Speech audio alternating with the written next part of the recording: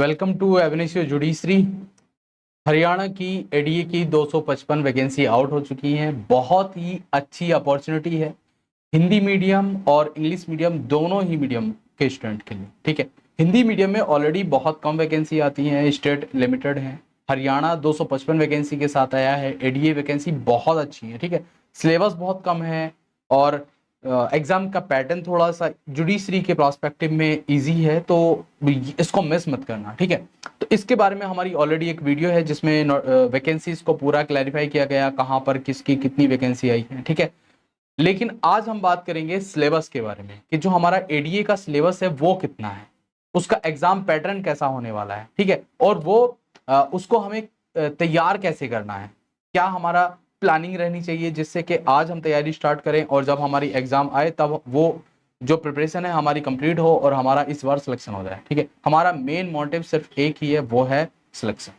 ठीक है, तो एक बार हम सिलेबस देख लेते हैं, उसके बाद बाकी की बातें करेंगे हम। ठीक है, ये कह रहा है announcement, it is hereby announcement for the information for the candidate who have applied for the post of assistant district attorney group B. ठीक है, assistant district attorney group B ADA in prosecution department Haryana in response to advertisement number 182025 that the scheme pattern of the exam is as under। ठीक है, pattern of exam कैसा होने वाला है उसके बारे में इस पूरे के पूरे नोटिस में बताया गया। क्या क्या है देखो, इसको हम देख लेते हैं।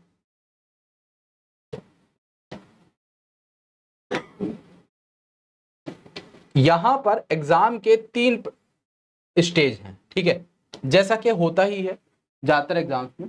ये कह रहा है स्कीम पैटर्न ऑफ एग्जाम। यहां पर 3 टेस्ट हैं, एक है हमारा स्क्रीनिंग टेस्ट, दूसरा है सब्जेक्ट और तीसरा है हमारा इंटरव्यू। ठीक है, तो तीनों तरीके के 3 पैटर्न में होना है जिसको हम प्रिलिमिनरी और मेंस और फिर उसको इंटरव्यू के तौर पर भी हम जानते हैं। ठीक है, बात आती है कि कौन से प्रिलिम के एग्जाम में क्या क्या सब्जेक्ट आएंगे, कितना वेटेज रहेगा सब्जेक्ट का, मेंस में क्या आने वाला है, उसके मार्क्स कितने होने वाले हैं। ठीक है, और इंटरव्यू कितने मार्क्स का हमारा होने वाला है। ठीक है, इसके बारे में हम पूरी बात करेंगे। देखो, स्क्रीनिंग टेस्ट में सबसे पहले बात आएगी, टोटल एमसीक्यू है 100 क्वेश्चन होंगे। कितने मार्क्स के होंगे? 100 मार्क्स, 2 पॉइंट। एक एक पॉइंट यहां पर इंपॉर्टेंट है, कोई भी चीज मिस मत करना, ये बहुत इंपॉर्टेंट है। नेक्स्ट देखो, time duration of the exam 2 hour, 2 घंटे का पेपर है, 2 घंटे में 100 क्वेश्चन, बहुत सिंपल है। ठीक है, ये मतलब ऐसा इसमें ये वाली सिचुएशन तो होगी ही नहीं कि पेपर सॉल्व ना हो। ठीक है, आगे देखो, ऑल क्वेश्चंस और कैरी इक्वल मार्क्स, बराबर, मतलब 1 नंबर का एक क्वेश्चन होगा, कोई इसमें अंतर नहीं है। Each question will have 5 option, 5 option, जैसे कि राजस्थान करता है वही पैटर्न है, 5 ऑप्शन मिलेंगे यहां पर। The 5th option will be meant for a situation where a candidate intend to leave the question unattempted. ठीक है, अगर तुम उस क्वेश्चन का आंसर नहीं देना चाहते हो तो तुम्हें 5वां जो उसका बॉक्स है, 5वां जो सर्किल होगा वो फिल करना ही पड़ेगा। अगर तुम उसको नहीं करोगे तो वो क्वेश्चन काउंट ही नहीं होगा। ठीक है, आगे देखो, 1/4 mark will be deducted for each wrong question. 1/4 0.25 की नेगेटिव मार्किंग है। ये बात हमें ध्यान रखनी है एग्जाम तक, जब तक प्री नहीं हो जाता, जिस दिन तक प्री नहीं हो जाता, ध्यान रखना है, नेगेटिव मार्किंग है। यहां बहुत गलतियां होती हैं। ठीक है, आगे देखो, in case a candidate neither attempt A question nor darken the 5th option bubble, the 1/4 mark will be deducted for each such question. अगर तुमने कोई क्वेश्चन अटेम्प्ट नहीं किया या तुमने 5वां जो गोला है जो कि लिखा है अनअटेम्प्टेड वाला जो गोला है, 5वां जो सर्किल है, अगर तुमने वो नहीं फिल किया तो तुम्हारा यहां पर मार्क्स डिडक्ट होगा, 1/4 मार्क्स डिडक्ट होगा, 0.25 की नेगेटिव मार्किंग लगेगी। ठीक है, ध्यान रखना है, अगर क्वेश्चन छोड़ोगे भी ना और 5वां गोला तुमने नहीं भरा है तब 1/4 की नेगेटिव मार्किंग होगी। नेक्स्ट है, the question paper will be in English and Hindi. ठीक है, ये समझ लो, हिंदी मीडियम वालों के लिए तो बहुत ही अच्छा मौका है, इससे अच्छा कुछ नहीं होगा। फिलहाल में कोई अच्छी वैकेंसी नहीं है, इतनी सारी वैकेंसी नहीं है, 255 वैकेंसी बहुत होती है। ठीक है, तो हिंदी और इंग्लिश में दोनों पैटर्न में एग्जाम होने वाला है। नेक्स्ट है हमारा a candidate will have to secure a minimum of 25% marks to clear the screening test.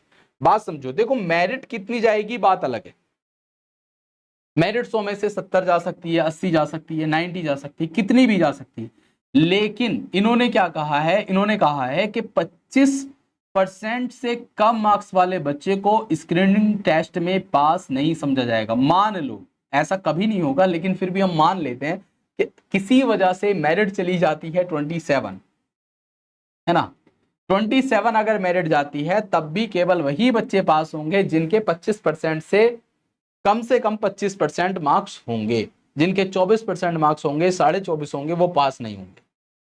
चाहे वहां पर वो पास करने वाले बच्चे 2 ही क्यों ना हो, सिर्फ 2 ही पास माने जाएंगे। ये नहीं होगा कि 250 में वैकेंसी, इस बात को तुम जानते ही हो, इस बात को ध्यान भी रखना है। तो मिनिमम मार्क्स जो लाने हमें 25% है। नेक्स्ट है candidate 4 times the number of the advertisement post along with bracketed candidate if any will be called for the subject knowledge test provided that they have secured to minimum cut off marks of 25। ठीक है, तो यहां पर भी जो student है उसकी भी कितनी कट ऑफ मानी जाएगी, 25% से कम नहीं होनी चाहिए। ठीक है, नेक्स्ट देखते हैं हम।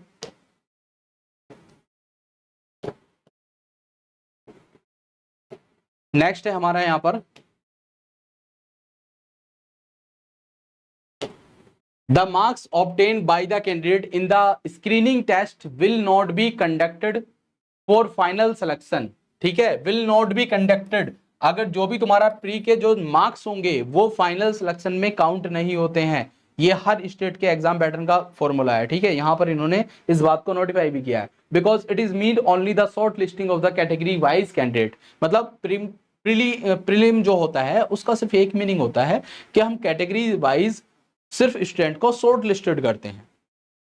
ठीक है, इसमें तुम्हारा मतलब सिलेक्शन का कोई वो नहीं है, बस इसमें शॉर्ट लिस्ट किया हमने, एक वैकेंसी पे 10 गुना, बाकी हम उनसे दूसरा टेस्ट लेंगे। ठीक है, तो पहले वाले टेस्ट की प्रीलिम के मार्क्स काउंट नहीं होंगे फाइनल तुम्हारे रिजल्ट के साथ। ठीक है, उसके बाद है topic syllabus of screening test. Screening test में क्या सिलेबस आने वाला है? पहला है जनरल साइंस, यहां पर साइंस आएगा, विज्ञान आएगा, बहुत ही बेसिक आएगा। ठीक है, जनरल साइंस उन्होंने लिखा है। नेक्स्ट है current event of national and international importance. ये टॉपिक बहुत इंपॉर्टेंट है, मेरी बात ध्यान रखना। आज मैं इस बारे में डिस्कस कर रहा हूं और जब एग्जाम हो जाएगा फिर मैं इस बारे में डिस्कस करूंगा। यहां से ही सबसे अच्छे क्वेश्चन आएंगे। जो लिखा है ना current event of national and international events, ये सबसे इंपॉर्टेंट पार्ट बनेगा इस प्रीलिम एग्जाम का या स्क्रीनिंग टेस्ट का। ठीक है, तो इस चीज को बिल्कुल मिस मत करना। उसके बाद है history of India, Indian history आएगी। उसके बाद है इंडियन एंड वर्ल्ड ज्योग्राफी। ये थोड़ा सा जब इन्होंने वर्ल्ड ज्योग्राफी इसके साथ जोड़ा है तो ये थोड़ा सा जो हमारा थोड़ी सी ज्योग्राफी को पढ़ने के लिए ज्यादा इन्होंने जोड़ दिया, कहा कि नहीं पूरा विश्व तुम्हें पढ़ना। और ये कहीं ना कहीं बहुत ही अच्छे क्वेश्चन यहां से बनाए जा सकते हैं। तो यहाँ पर वर्ल्ड ज्योग्राफी पे थोड़ा सा हमें फोकस करना है, क्योंकि यहाँ से जो जुडिशरी वाले स्टूडेंट हैं वो बहुत ज्यादा इन सब चीजों पे ध्यान नहीं देते हैं। हमारे लिए तो लॉ और जीएस भी कहाँ, लॉ ही इतना सारा सब्जेक्ट है कि उसको कवर करना ही भारी हो जाता है, तो हम इन सब चीजों पे थोड़ा कम ध्यान देते हैं। लेकिन इन लोगों ने जोड़ दिया है कि तुम्हें वर्ल्ड ज्योग्राफी भी पढ़नी है, तो इसको हमें ध्यान रखना। नेक्स्ट है Indian culture, Indian polity and Indian economy. ठीक है, इंडियन कल्चर, पॉलिटी और इकोनॉमी, देखो तीनों को एक ही लाइन में रखा। इसका मतलब यह है कि इसका जो पार्ट होने वाला है वो थोड़ा थोड़ा होगा, बहुत ज्यादा नहीं होगा, थोड़ा थोड़ा सब में से होगा। कल्चर में से, पॉलिटी में से, इकोनॉमी से, सब में से थोड़ा थोड़ा पार्ट पूछा जाएगा। ठीक है, नेक्स्ट है general mental ability, reasoning and analytical abilities. Reasoning यहां पर आने वाली है।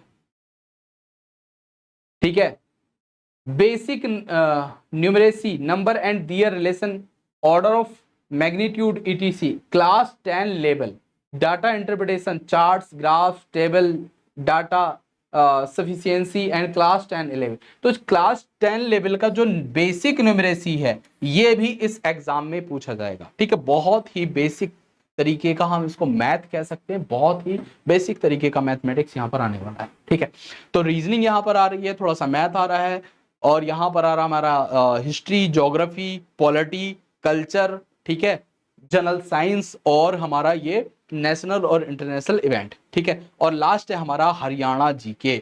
यहां से भी बहुत अच्छे क्वेश्चन बनेंगे। हरियाणा जीके की, हरियाणा की हिस्ट्री, हरियाणा की ज्योग्राफी, पॉलिटी, इकोनॉमी, कल्चर, सब के बारे में क्वेश्चन पूछे जाएंगे। ये देखो मेरे दो पार्ट ध्यान रखना, पहला है ये और दूसरा है ये दोनों पार्ट सबसे ज्यादा मेन क्वेश्चन यहां से फ्रेम होने वाले हैं, ठीक है। और ये जो बेसिक न्यूमेरेसी है और जनरल मेंटल एबिलिटी है, ये उन बच्चों के लिए थोड़ा सा मुश्किल होने वाला है जिनका थोड़ा मैथ या रीजनिंग कमजोर है, ठीक है। लेकिन जिनका अच्छा है उनके लिए ये पॉजिटिव पॉइंट होगा, ठीक है। प्लस पॉइंट यहां से तुम्हें देखने को मिलेगा, क्योंकि जो लोग अच्छे से रीजनिंग जानते हैं, मैथ जानते हैं, उनको पता ही है कि यहाँ से नंबर बहुत अच्छे आते हैं।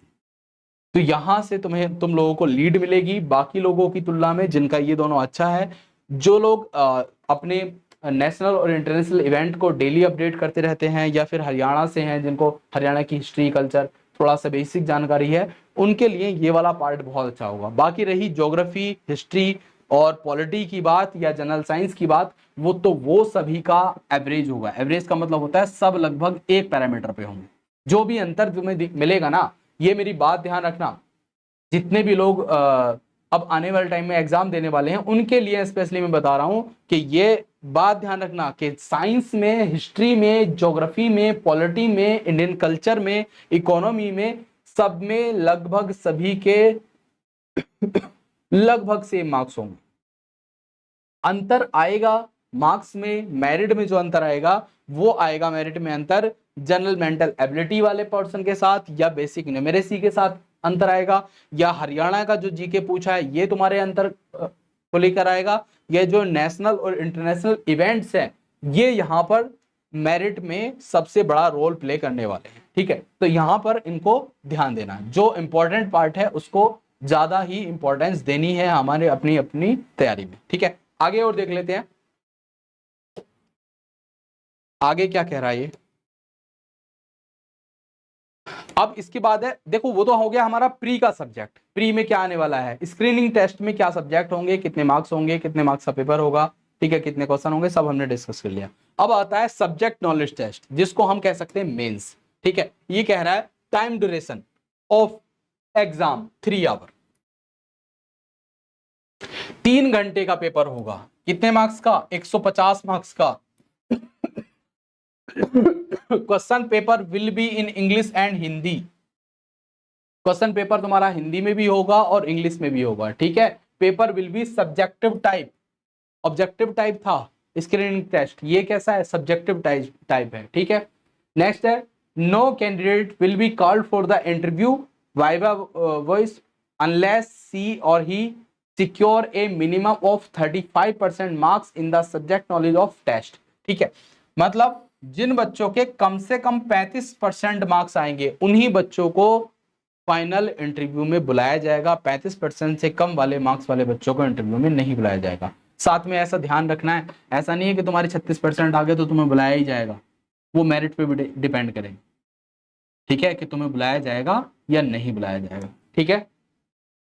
इसके बाद है the numbers of the candidate called for interview will be 2 times along with backed and candidate if any of the number of advertised posts provided that they have secured the minimum cut of 35%। Same वही है कि कम से कम cut off कितनी होनी चाहिए, 35% होनी ही चाहिए। इसके बाद है the weightage of the subject knowledge test will be 87.5।